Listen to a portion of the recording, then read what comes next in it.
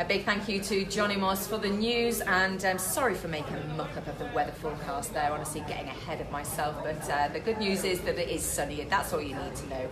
I'm still smiling from speaking to Grenville earlier on the show, who's been coming as a spectator for 61 years. There is a photo on our Manx Radio TT Facebook page of Grenville, so please take a look at that, because also he was he's got an incredible photograph that was taken of him in the Ireland Racer magazine as well by Stephen Davidson, a beautiful photo, so take a look at that. We put those details onto our Manx Radio TT Facebook page, and talking of that, we are live on our Manx Radio TT Facebook because I have got the one and only, a man that makes me smile. He's a bit of an entertainer, this one, and a very well-known Austrian rider. Horst Saiger has joined me, ever so cheerful. He actually quickly made a name for himself in the international road racing scene, as well as racing in the FIM World Endurance Championship, and getting a podium finish at the grueling 24-hour of Le Mans in 2015. So we are going to talk a little bit about Horst's background, and I just want to welcome you to the show, and you're here at last. Yeah, I can't believe it. Finally, I managed to get here. It took me three tries from England, from 3 different airports, and the last one, finally, in the very last minute, I could manage to fly in front of a thunderstorm. It's been an absolutely crazy journey, because you were due to be on the show with me yesterday, and it was, hey Joe, I'm still not on the Isle of Man yet. Yeah, there was the flight was late from Zurich to London. Then I missed the connection flight in London, so I took a taxi to the next airport. There was a flight. This was Manchester, but then the flight when I arrived there was fully booked, so I had to stay overnight. Next morning I got the next flight, but that one got cancelled, so I have to take another taxi back to Birmingham. And then this flight was late, we were 2 hours delayed, and we were waiting, and I thought, no, that will not happen anymore, but then in the very last moment, we came over. And you had to spend quite a few bucks, a happy taxi driver. Yeah, 2 times 190 pounds, altogether 380 pounds on taxis. Being privateer, what would you have spent that money on? It's good for the economy of England. So they need it now. They have to pay a lot of money if they want to split from Europe.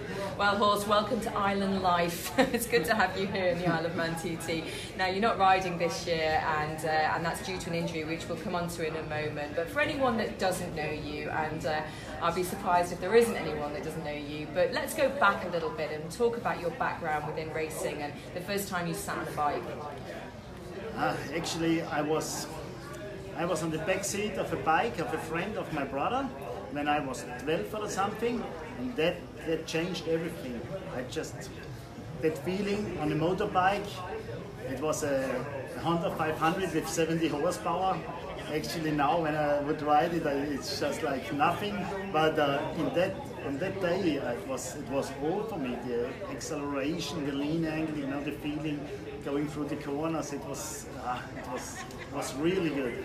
What about the rest of your family? Was your father ever a racer or got himself on a bike at all? Did he ever ride? No, nobody. Just my brother, he was mad about cars, was a mechanic and changing cars every week almost, selling cars, new one, and so. But nobody was really racing, and it was just, I don't know. It took a long time for me. My first race was when I was 22, so till that time I was just riding on roads like mad, and wasn't good. It was really good that I found my way to the short circuit. And the first time when I stood in front of the red lights and they went out and the race started from an absolute beginner's race, that was a moment that I will never forget in my life. And I was so proud after winning that race that the trophy, I had it for months in my car, and I showed it to everybody and told them, I was racing, and it was really late. And from there, I was just racing all the time. I never went back to ride on the roads with my friends, and so I was just on the racetrack. What about your brother? Was he there when you won the trophy? No, he got killed in a car accident when I was 15, so that was a bit of a hard time for me. My dad died when I was 13, then my brother, so I quit school and I went working, and I spent a lot of time in the pubs. And finally, motorcycle racing, I think, saved me from all this. I would just drinking and smoking all day long now if I would still be alive, if I didn't find my way into motorcycle racing. So actually it made a better person out of me. I can say that, yeah. I know you keep your private life quite quiet, don't you? It's not something that you talk about very much. Nobody asked me. You were the first one. Well, thank you for that. How you got involved with racing and who was backing you and financially, because there's a big expense behind all this too. Yeah, now it's getting really big, because all the years when I built this up, we just did everything ourselves. I had nobody who had some experience with racing or something. It took quite a couple of years before I get some mechanics or other people who had some experience, and just now, at the last years, I really had good support from Kawasaki, Switzerland first, and Metzeler. I'm riding Metzeler for 25 years, so all my supporters, I know them very long, and they are not only sponsors, they are friends, and I know what they are doing, I know the products they are doing, and they're really good quality. Because when you ride like here on the Isle of Man, it's not about getting parts for free. The parts, they have to be the best parts that you can get, because your life is on them. And so I'm really happy that I built up this relationship with all my sponsors over the years, and they are doing such good quality. Why do you think they've backed you for so long? Because, I mean, 25 years is an awfully long time, and you must have a great communication with them. I mean, do they put any pressure on you with regards to PR and media, and, you know, is there any pressure on that side of things at all?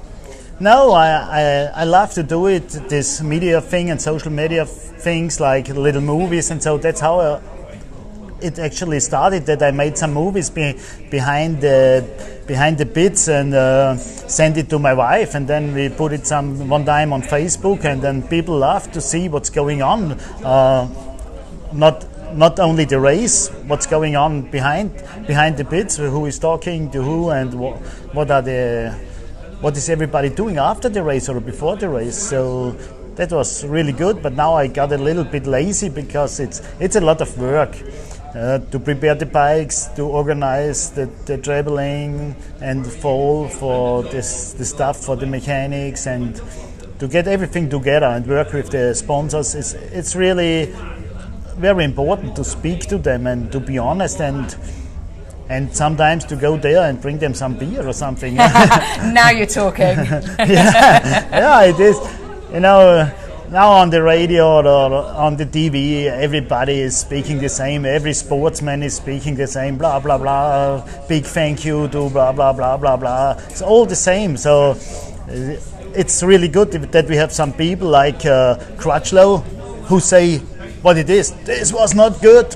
Bike wasn't good, or something like that. He'll say it like it is. So I think Sam Lowe's is also on the same as well. He's doing the same thing. Yeah, and they show us how it should be, and so they are loved for this from the other people, because all the others, they are so, I don't know, so 100% scripted, perhaps you would say. So straight, too straight. Well, that's something you're definitely not. And you also get a lot of support as well from your wife, you just mentioned there, Tammy, who is at home perhaps listening with the new baby, Benjamin. Congratulations. Yeah, we got the new baby because she didn't want the used one. No, no,